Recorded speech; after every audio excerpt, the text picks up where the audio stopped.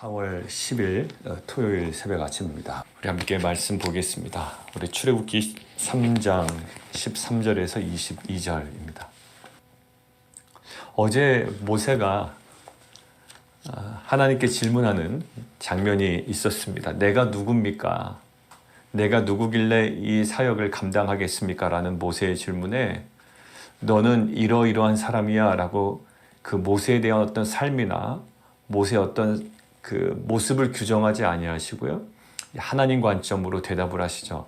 내가 반드시 너와 함께 있을 거야 라는 대답으로 모세에게 말씀하십니다. 오늘 이어지는 모세의 질문이 나와요. 모세가 하나님께 이렇게 이야기합니다. 13절 내가 이스라엘 자손에게 가서 이르기를 너희 조상의 하나님이 나를 너희에게 보내셨다 하면 그들이 내게 묻기를 그의 이름이 무엇이냐 하리니 내가 무엇이라고 그들에게 말하리이까? 당신을 어떻게 제가 설명합니까? 라고 하는 거예요. 자, 모세는 하나님에 대해서 어느 정도 알고 있었지만, 그렇지만 그들이 신학적인 질문을 할 때, 그 하나님이 도대체 어떤 하나님이냐, 누구냐라고 물어볼 때, 제가 뭐라고 대답해야 됩니까? 그러니까 자신의 어떤 신학적 무지, 또 하나님에 대한 무지, 또 그 대답해야 되는 어떠한 자신의 상황, 이것들을 고려해서 지금 질문을 하고 있는 겁니다. 자, 그런데 하나님께서 뭐라고 대답하시면 내 이름은 나는 누구냐 하면 이라고 이야기하시는데 14절 하나님 모세에게 이르시되 나는 스스로 있는 자이니라. 오늘 영어 본문에 보면 I am who I am으로 되어 있습니다. 나는 나다라는 거예요. 근데 이게 사실 그 히브리어 어떤 동사를 사용했냐면 그냥 I am이라는 동사예요. 1인칭 동사. 나는 뭐뭐이다 라는 동사를 가지고 본인을 설명하신다고요. 그러니까 야훼, 여호와라는 것의 원래 그 근원은 어디서부터 나오냐면 비동사에서 나온 거예요. 나는 이다라는 거예요. 어떤 특별한 무엇인가를 지칭하는 그 단어가 아니고요. 나는 이다라는 그 동사에서 나온 거예요. 그러니까 비동사죠, 그냥. 비동사로 본인을 설명하신 거라고요. 1인칭, 나는 뭐뭐이다. I am 이라는 말로 그냥 설명해 버려요. 자, 그 사이에 이제 관계사가 하나 딱 결합된 상태인데요. 뭐라고 되어 있냐면, 그 히브리어는 예흐예 아셰르 예흐예예요. I am who I am. 그러니까 영어로 어떻게 표현이 안 되는 거예요. 그래서 영어로 뭐라고 되어 있냐면 우리 오늘 본 것처럼 I am who I am. 나는 나다라는 거예요. 나는 나다. 그렇게 표현하셨어요. 나는 뭐 철수다, 영이다 이런 이름으로 나오는 게 아니라 나는 나다. I am 그냥 이거예요, 결국. 자, 그래서 영어 성경 다른 버전은 이렇게도 합니다. 나는 있을 자로 있을 것이다. I will be what 혹은 who I will be. 그 다음에 어떤 성경은 나는 있게 할 것을 있게 할 것이다. I will cause to be what I will cause to be. 그 다음에 또 어떤 성경은 나는 있을 자로 있을 것이다. I will be who I am. 나는 또 있을 자이다. I am who I will be 라고 합니다. 우리 성경은 I am who I am. 하나님 이름 뭡니까, 여러분들? 그럼 뭐가 진짜일까요? 우리는 I am who I am. 완벽하지 않아요. 나는 스스로 있는 자이다. 완벽하지 않아요. 하나님은 그러면 이 표현을 통해서 우리에게 무엇을 말씀하기를 원하셨을까요? 모세는 이름을 구했지만 하나님은 무엇을 드러내셨어요? 하나님은 본질을 드러내셨습니다. 우리가 어떤 이름을 붙인다라는 것은 이름을 붙이는 사람의 어떤 의미가 들어가고요. 해석이 들어가요. 야, 너 이름 뜻이 뭐니? 라고 할 때 제 이름은요. 재상제자에 꽃뿌리 영자예요. 꽃불 영자예요. 누구는 뭐 어질 현자에 뭐 정직할 정자예요. 맞나요? 정직할 정자가 저희 예, 그 어떤 의미를 부여한다고요. 이름을 붙이는 자의 의미, 해석이 들어가죠. 근데 하나님의 이름은 그렇게 들어갈 수가 없어요. 우리의 의미가 들어갈 수가 없고요. 우리의 해석이 들어가지 않아요. 하나님께서 계시하는 만큼 우리는 하나님을 알아갈 거예요. 우리가 지금 교리 과정에서 신론을 배우고 있지만 하나님은 이름을 알려주신 게 아니라 뭐를? 예, 본질을 드러내신다라는 거예요. 그래서 제가 야훼라는 말 지금 이제 그래서 야훼라는 말이 여기서 나왔대요. 예흐예 아시에르 예흐예. 나는 이다. 이상하잖아요. 거기서 야훼가 나온 거예요. 그러니까 야훼라는 말이 어떤 그 형상화되어 있는 어떤 것이 없어요. 나는 나다 이런 의미예요. 자, 그래서 그 Desiring God이라고 그 목사님 누구죠? 존 파이퍼 목사님이 이제 그 운영하시는 그 Desiring God에 나오는 거기에 아티클이 있는데 존 파이퍼가 쓰셨어요. 야훼가 의미하는 10가지라고 하는데 거기 제가 쭉 읽다 보니까 뭐가 되냐 바로 이 부분이에요. 하나님의 본질을 드러내시는 거예요. 그러니까 우리가 하나님이라고 하지만 하나님은 하나님이 이름이 아닙니다. 예, 우리가 그렇게 부를 뿐 하나님은 뭐라고 이렇게 할 수 없지만 나는 스스로 있는 자다. 그것도 정확하지 않지만 예흐예 아시에르 예흐예라고 할 때 거기서 나타내시려고 하는 본질이 있었다는 거예요. 거기 쭉 읽어보니까 첫 번째 하나님은 결코 시작이 없습니다. 모든 아이들은 묻습니다. 누가 하나님 만들었나요? 지혜로운 부모들은 이렇게 대답합니다. 그 누구도 하나님을 만들지 않았어. 하나님은 그저 존재하시지. 그리고 언제나 존재하셨단다. 시작이 없는 분이지. 두 번째, 하나님은 끝이 없습니다. 그분의 존재의 시작이 없다면 그 존재에서 벗어나는 일도 없을 것입니다. 왜냐하면 하나님은 being, 존재하는 것. 예흐예 아시에르 예흐예. 나는 이다. 그냥 존재하시는 분이기 때문이에요. 자, 세 번째, 하나님은 절대적인 실제이십니다. 하나님을 앞서는 다른 실제는 없습니다. 하나님 바깥에 다른 영원한 실제는 없습니다. 그리고 하나님은 독립적이십니다. 그리고 하나님이 아닌 모든 것들은 전적으로 하나님께 의존합니다. 모든 세상의 만물이 존재가 유지할 때도 전적으로 하나님의 결정에 의존하고 하나님의 선택에 의존하고 하나님의 존재에 의존합니다. 모든 만물은 하나님께 의존합니다. 그런데 하나님은 어떤 것에도 의존하지 않으십니다. 나는 이다. 어떤 것에 속박되지도 않으시고 그냥 존재하시는 분이에요. 그 존재라는 개념도 우리의 생각을 뛰어넘는 분입니다. 그리고 하나님은 스스로 계신 분이고 존재하시는 분이고 어느 것에 속박되지 않으시고 그리고 변하지 아니하시는 분이에요. 그리고 하나님은 절대적인 기준이 되시고요.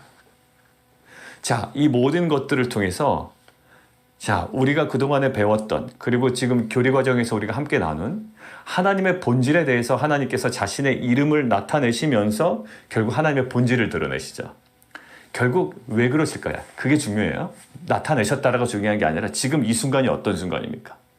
이제 애굽의 압제로부터 430년간에 그러나 하나님께서 이스라엘 백성에게 약속하신 언약이 있단 말이에요.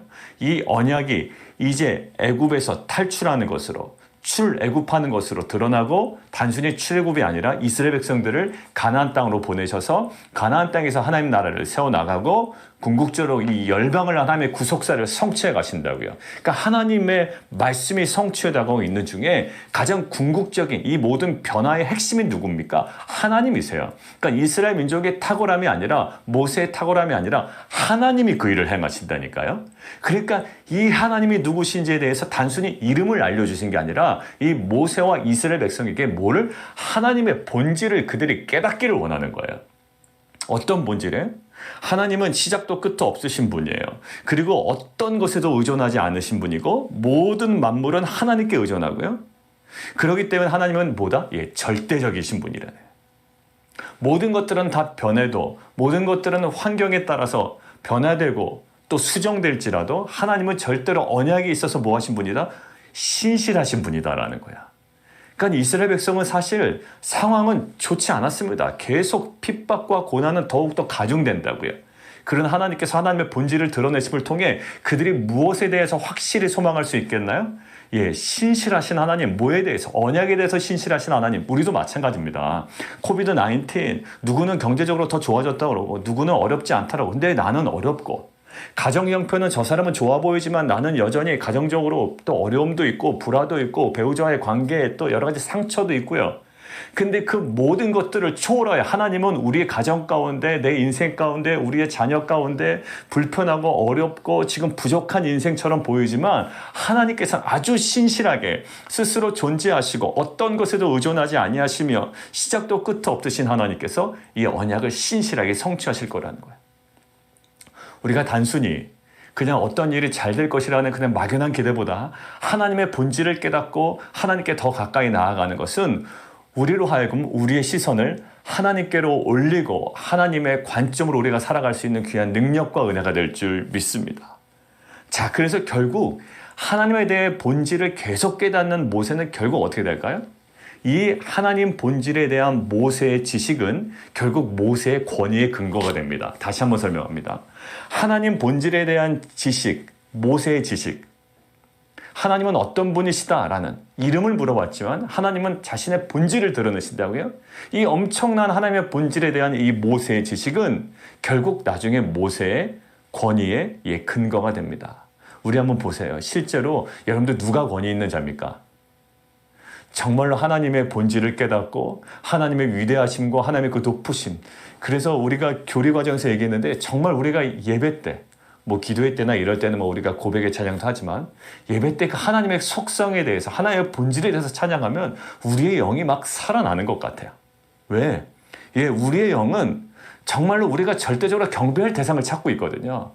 근데 겨우 그냥 우리가 돈이나 세상적인 눈에 보이는 가시적인 것들을 경배하지 않는단 말입니다. 그것으로 만족될 수 없는 인간이에요. 근데 하나님의 그 온전하심과 위대하심과 영원하심과 구원의 완벽함을 우리가 찬양할 때 우리의 영이 막 살아나는 거죠. 마찬가지예요. 어디서 이 권위가 드러납니까? 결국 그의 힘과 능력과 모세 말도 할 줄 모른다고 자신을 완전 낮추잖아요. 그 정도까지였을까? 그랬던 모양이에요. 아니면 겸손함의 모습이었을지도 몰라요. 그러나 모세의 권위는 말도 못하는 모세는 자신감도 없었던 모세는 어디서 권위가 드러납니까? 하나님 본질에 대한 이 모세의 이 지식이 결국 그의 권위의 근거가 되죠. 예레미야를 우리가 교리과정 지금 하고 계신 분들 기억나실 거예요. 자, 예레미야 9장 23절 우리가 참고 구절을 넣습니다. 우리는 하나님을 뭐 할 수 있다? 알 수 있다. 근데 어떻게? 완벽하게는 알 수 없다. 그러나 진실로 알 수 있다. 이렇게 되면서 하나님에 대한 지식에 관해서 얘기 나눴잖아요. 그때 썼던 본문이에요. 예레미야 9장 23절. 여호와께서 이와 같이 말씀하시되 지혜로운 자는 그의 지혜를 자랑하지 말라. 용사는 그의 용맹을 자랑하지 말라. 부자는 그의 부함을 자랑하지 말라. 기억나시죠? 그 다음에 24절 이거였어요. 자랑하는 자는 이것으로 자랑할지니 뭘 자랑할까요, 우리가? 곧 명철하여 나를 아는 것과 나 여호와는 사랑과 정의와 공의를 땅에 행하는 자인 줄 깨닫는 것을 자랑하래요. 나는 이 일을 기뻐하노라 여호와의 말씀이니라. 보세요. 뭐를 자랑하라? 나를 아는 것과 하면서 뒤에 뭐가 설명돼요? 나 여호와는 사랑과 정의와 공의를 땅에 행하는 자인 줄 뭐예요? 하나님의 본질, 하나님의 속성이다. 우리가 그 실론 얘기할 때 우리는 하나님의 본질과 속성과 사역을 이야기할 겁니다 라고 이야기 나눴잖아요. 바로 그거예요. 지금 여호와의 어떤 사랑과 정의와 공의를 땅에 행하는 자인 줄, 하나님이 누구신 줄, 하나님 본질에 대한 지식, 이것들을 자랑하고 결국 모세는 이것이 그에게 권위의 근거가 되었습니다. 사랑하는 성도 여러분들, 우리 세상에 많이 취해야 될 많은 정보들이 있지만 하나님 그러한 정보들은 우리를 때로는 실생활에 유익하게 하지만 우리의 삶의 근원적인 부분을 만지지 못해요. 결국 우리의 삶의 그 궁극적인 해결과 변화는 어디로? 그 하나님께서 하시고요. 그리고 우리가 하나님의 그 본질과 속성에 대해서 더욱더 깊이 알아갈 때 상황을 초월하여 언약을 성취하시는 신실한 하나님으로 인해 우리가 더욱더 변화되고 안정되며 새로워지는 은혜가 우리 가운데 임할 줄 믿습니다. 자, 그런 관점으로 오늘 18절부터 한번 보시겠습니까? 18절부터 눈으로 한번 확인하시면 그들이 그럼 내 말을 들을 거다. 이렇게 얘기하면 자, 그럼 장로들과 함께 애굽 왕에게 가라. 그래서 이렇게 얘기해라. 사흘께쯤 광야로 가서 우리 하나님 여호와께 제사를 드리겠습니다. 그런데 19절, 내가 안다. 내가 아는데 강한 손으로 치기 전에는 애굽 왕이 너희가 가도록 허락하지 아니할 거야. 그런데 내가 손을 들어서 애굽에서 여러 가지 이적으로 그 나라를 치잖아. 그때서야 너를 보낼 거야. 근데 너 나올 때 빈손으로 가지 않을 거야. 여러분들 지금 이 관점을요. 한 분의 책을 읽는데 그 세일 해머 교수님이 이제 구약 모세오경의 연구에서 우리가 많이 참고하는 분이거든요. 세일 해머 교수님과 다른 교수님 책을 이렇게 보다 보니까 두 교수님 공통적이 아마 이분이 세일 해머 교수님의 요 표현을 사용했나? 아마 요것들을 가지고 좀 묵상하셨나? 연구하셨나라고 좀 생각이 들었는데 거기 핵심적인 사항이 뭐였냐면 이거였어요. Divine Perspective예요. 그러니까 신적 관점이라는 거예요. 동일하게 쓰셨더라고요. 그러니까 18절부터 22절까지는 우리에게 뭘 보여준다? 신적 관점을 보여준다. Divine Perspective. 뭐예요? 하나님의 관점으로 지금 이걸 미리 보는 거예요. 모세는. 하나님의 관점을 얘기해 주잖아요. 이렇게 하면 들을 거야. 그래서 같이 가. 이렇게 얘기하면 안 들을 거야. 안 들으면 몇 번 내가 그 기적을 베푼 후에 네가 보내줄 거고 나중에 그 빈손으로 나오진 않을 거야. 이거 누구 관점을 먼저 보여주시는 겁니까? 예, 하나님의 관점을 모세에게 보여주시죠. 자, 근데 이 디바인 퍼스펙티브가 그 자체로 중요한 게 아니고 잘 보십시오. 보여주셨잖아요. 자, 그런데 많은 사람들이 이렇게 얘기한다고요. 그거 뭐 껴맞추기지. 나중에 일어난 일을 토대로 하나님께서 이렇게 미리 얘기하셨어 라고 하면 다 들어맞는 거 아닙니까? 그죠? 예, 그럼 아마 시큰둥할 거예요. 다른 사람들. 무슨 그게 신적 관점이야. 결과를 가지고 그냥 앞에 갖다 붙인 거지. 이렇게 생각한단 말이에요. 그런데 그렇지 않다라는 증거가요. 잘 보세요. 갖다 붙이려면 더 완벽하게 갖다 붙여야 되잖아요.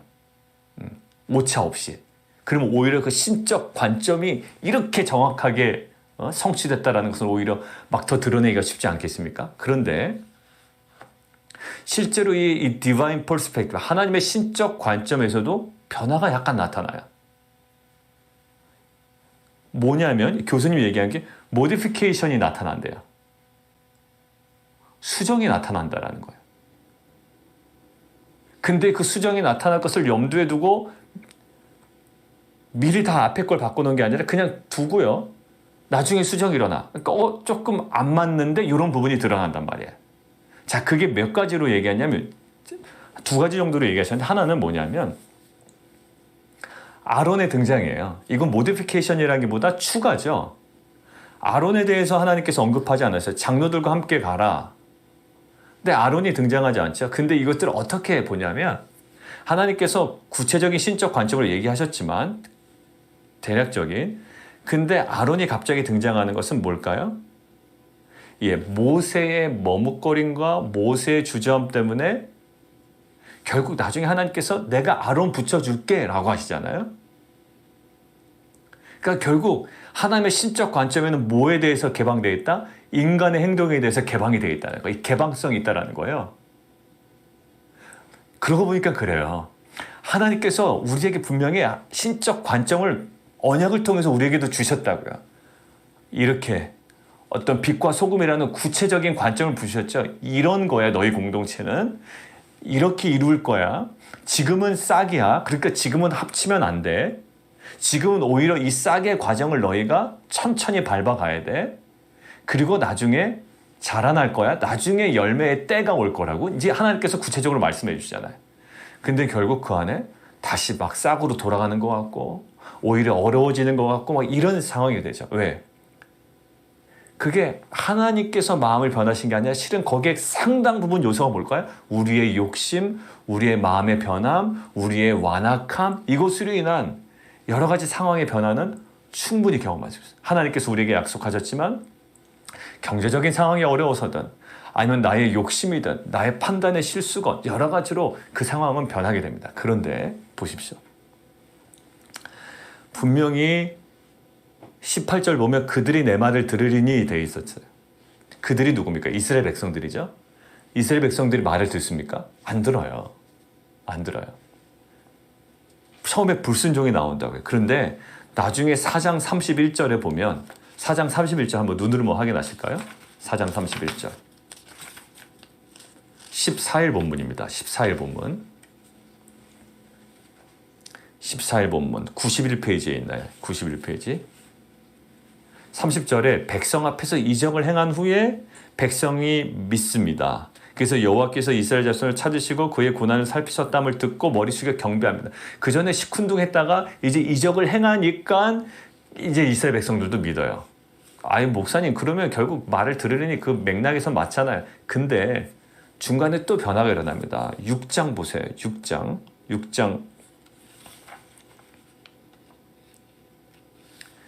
9절이에요. 6장 9절 17일 본문이고요. 103페이지네요. 모세가 이와 같이 이스라엘 자손에게 전하나 그들이 마음의 상함과 가혹한 노역으로 말미암아 모세 말을 듣지 아니합니다. 예, 또 듣지 아니해요. 내 말을 들으리니 일단 거기 변화가 일어납니다. 그러니까 하나님의 그 신적 관점은 변함이 없어요. 근데 인간의 반응과 인간의 행동과 여러 가지 반응들로 인해 방향은 막 전환될 수 있어요. 그 안에. 그런데 뭐는 변하지? 궁극적인 하나님의 말씀의 성취는 결국 변하지 않아요. 결국 이스라엘 백성은요, 여러 번 고저가 있지만 결국 그들은 모세의 말을 들을 거고요. 결국 그들은 출애굽을 경험할 거예요. 그리고 했어요. 그러니까 결국 인간의 행동과 반응으로 인해 이 방향이 전환될 수 있고 여러 가지로 상황이 전환될 수 있고 마치 하나님의 그 신적 관점, 우리에게 보여주신 그 언약의 성취가 방해받는 것 같고 오히려 거꾸로 가는 것 같지만 결국 하나님께서 보여주신 이 관점은 어때? 결국 성취되죠.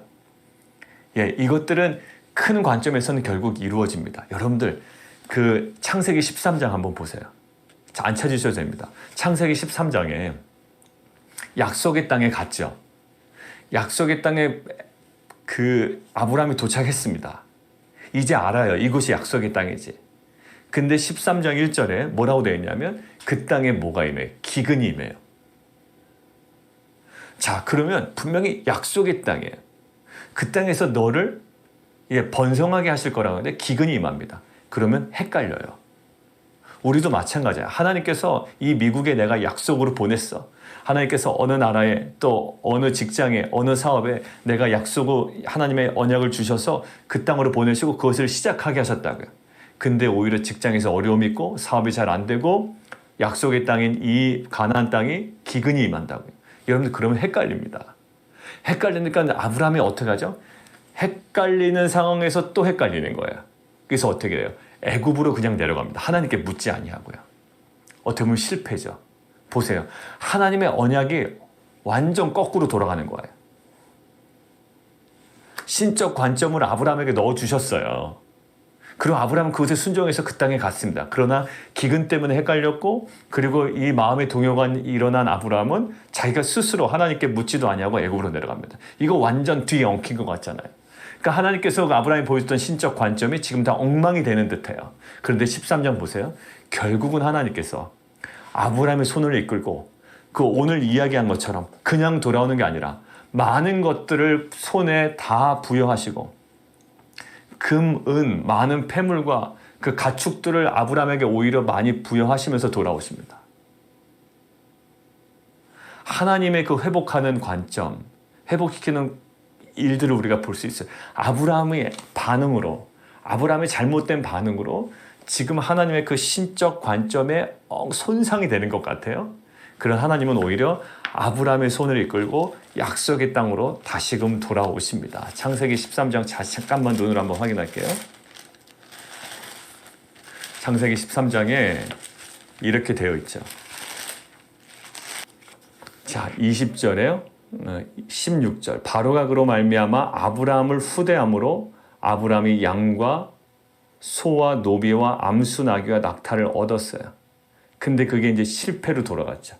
근데 20절. 바로가 사람들에게 그 일을 명하며 그들이 그와 함께 아내와 그의 모든 소유를 보내었더라. 결국 하나님께서 아브라함의 손을 이끌고 친히 다시 약속의 땅으로 이끌고 오십니다. 이게 뭐예요?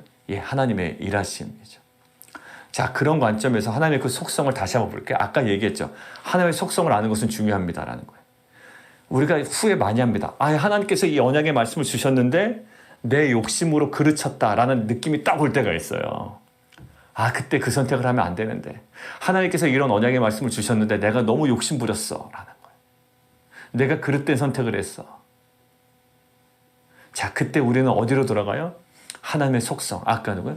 I am who I am. 우리가 뭘로 표현할 수 없는 나는 나다 라고 할 때 나는 시작도 끝도 없고 어떤 것에도 의존하지 아니하고 모든 만물은 하나님께 오히려 의존하고 나는 뭐다? 너희에게 신실한 하나님이다라는 거예요. 자, 이게 왜 중요하냐면 자, I am who I am. 예흐예 아시에르 예흐예라는 말이 뭐와 동일한 동사 패턴이냐면 바로 어제 하나님께서 내가 누구간데 이 일을 합니까? 라고 할 때 얘기했던 내가 반드시 너와 함께 있으리라. 있다라는 말은 뭐죠? 비동사 아닙니까? 내가 있다라는 거 아니에요. 결국 이 패턴과 동사 패턴이 동일합니다. 마찬가지예요. 아브라함이 실패해서 혼돈돼서 마음이 동요돼서 애굽으로 나갔지만 하나님은 누구와 함께 계셨어요? 아브라함과 함께 계시고 아브라함의 손을 이끌고 다시금 그 신적 관점, 하나님께서 보여주신 그 관점의 회복을 하나님께서 친히 아브라함과 함께 아브라함 곁에서 아브라함 삶 가운데 개입하셔서 이것들을 회복해 나가신다는 거예요. 여러분들 실패할 수 있어요. 우리도 하나님께서 받은 언약의 말씀이 있죠. 빛과 소금, 또 각자의 사업장에서, 직장에서. 그렇지만 우리의 욕심과 아브라함 같은 선택으로 인하여 오히려 하나님의 그 역사에 정반대되는 길에 서 있을 수도 있습니다. 그것 때문에 자신을 자책할 수도 있어요. 그러나 그러지 마세요. 이때 하나님의 그 신실하심에 우리가 더욱더 깊이 엎드리고 그 앞에 묵상하며 그 앞에 나아가기를 원합니다. 그때 나는 나다.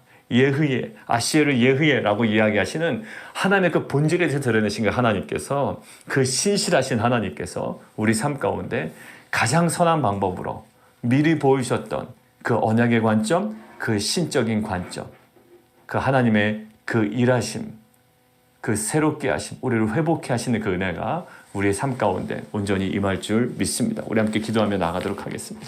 우리는 우리 마음대로 살았습니다. 근데 여러 가지 사업의 실패나 직장의 어려움이나 또 건강의 문제로 굉장히 자책할 때가 있죠.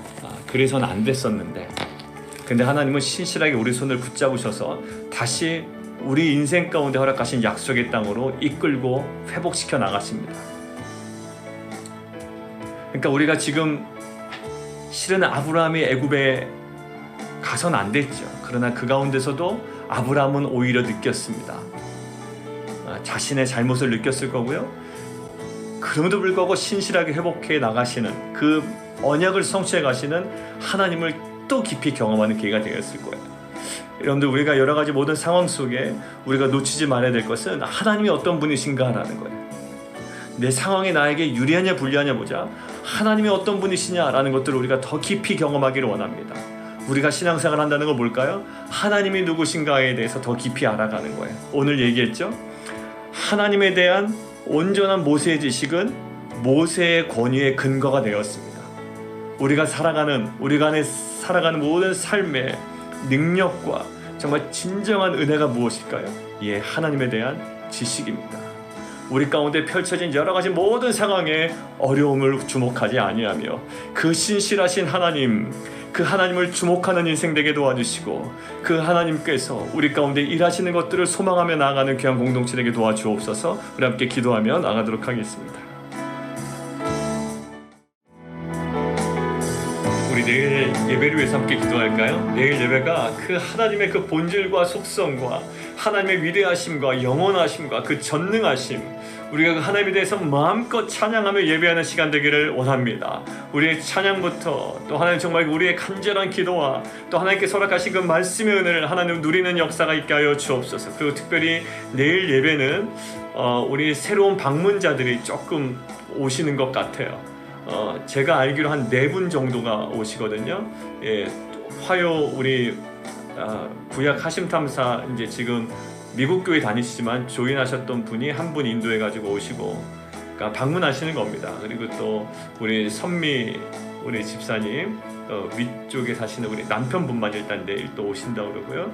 또 우리 또 혜진자매 통해서 또 같이 오신다고 해서 새로 오시는 분이 우리 교회 분위기를 뭐 파악하는 거 이런 거보다도 정말 온전히 예배하는 시간이 되었으면 좋겠습니다. 그저 방문하신 분도 계시니까 미국 교회에 또 등록하셨고, 그러니까 정말 이곳이 하나님의 그 임재를 누리고, 특별히 우리 모든 성도님들도 하나님의 그 거룩한 임재와 그 능력과 위대하심 앞에 우리의 연약함을 고백하지만 그 하나님의 그 임재를 저희가 말씀과 또 성령을 통하여 하나님 깊이 경험하며 우리의 영이 소생하는 귀한 은혜의 역사 있게 하여 주시옵소서. 내일 예배를 놓고 우리 함께 기도하며 나아가도록 하겠습니다.